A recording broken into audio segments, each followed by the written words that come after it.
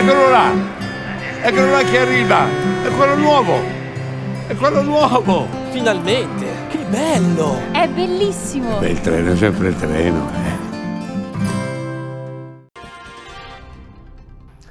Buonasera e ben ritrovati al notiziario di prealpina.it. Lancio di sassi dal cavalcavia. I due sedicenni denunciati sono stati individuati in seguito a diverse segnalazioni giunte alla polizia. Fortuna vuole che nessuno sia rimasto ferito, perché l'ultima pietra lanciata dal viadotto autostradale di Buguggiate pesava addirittura 15 kg.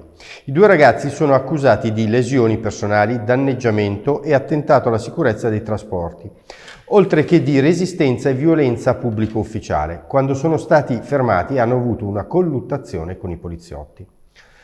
La Polstrada era sulle loro tracce da un paio di giorni, dopo che si era verificata una serie anomala di incidenti in corrispondenza dello svincolo di Azzate Buguggiate.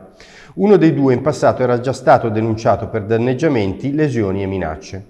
In questa occasione, l'altra notte, è stato trovato con un piccolo quantitativo di droga. L'altro ragazzo è incensurato. Sono residenti entrambi nei comuni limitrofi e sono stati riaffidati alle famiglie. Spostiamoci ora a Luino, dove ieri due uomini armati di pistola hanno rapinato il supermercato Lidl. Il fatto si è appreso soltanto oggi. I malviventi, secondo quanto riportato dai testimoni presenti, sono entrati con il casco e hanno intimato a una dipendente di consegnare l'incasso. I due sono poi fuggiti in sella a una moto. Le indagini sono affidate ai carabinieri di Luino. Non si conosce ancora l'esatto ammontare del bottino. Scatta l'allarme vento in provincia di Varese, in particolare in zona laghi. Già dalla notte e per tutta la giornata di domani sono annunciate raffiche che potranno arrivare fino a 110 km/h. L'allerta arriva dalla Protezione Civile della Lombardia e il colore è arancione. A rischio alberi, cartelli e impalcature. Per quanto riguarda le temperature, il forte vento porterà con sé un fronte di freddo. Varese. Dopo vari tentativi da parte di Palazzo Estense di mettere in vendita l'immobile, ecco la svolta. L'acquirente ha già fatto al comune il bonifico per l'acquisto dell'ex ufficio di igiene. Il servizio.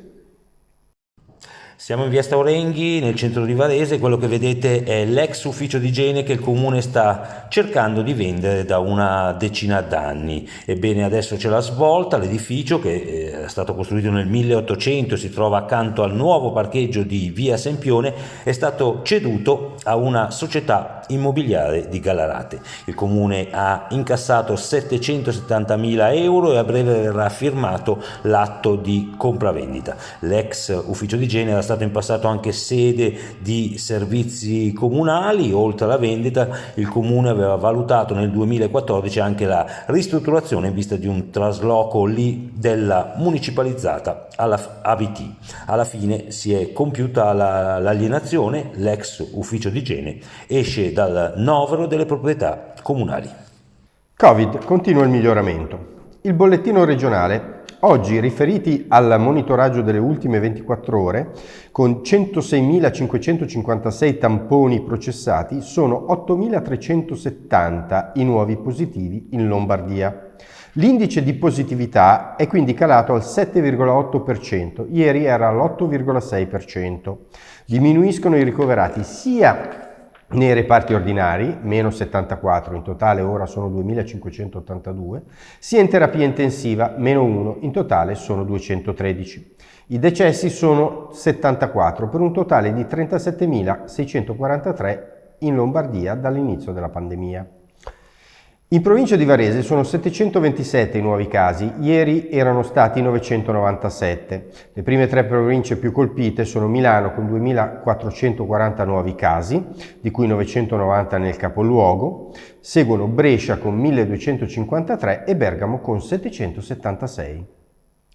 Infine lo sport. Varese beffato all'Ossola. È il Novara a vincere il big match di oggi, ma c'è uno strascico polemico. Sul risultato pesa una svista clamorosa dell'arbitro in occasione del gol. Non si è accorto di un fallo di mano evidentissimo di Benassi al minuto 76. E così i biancorossi escono sconfitti da una partita giocata alla grande, a tratti dominata e comunque sempre in controllo. Per il momento è tutto, un augurio di serena serata e arrivederci all'edizione delle 13 di domani del notiziario di prealpina.it.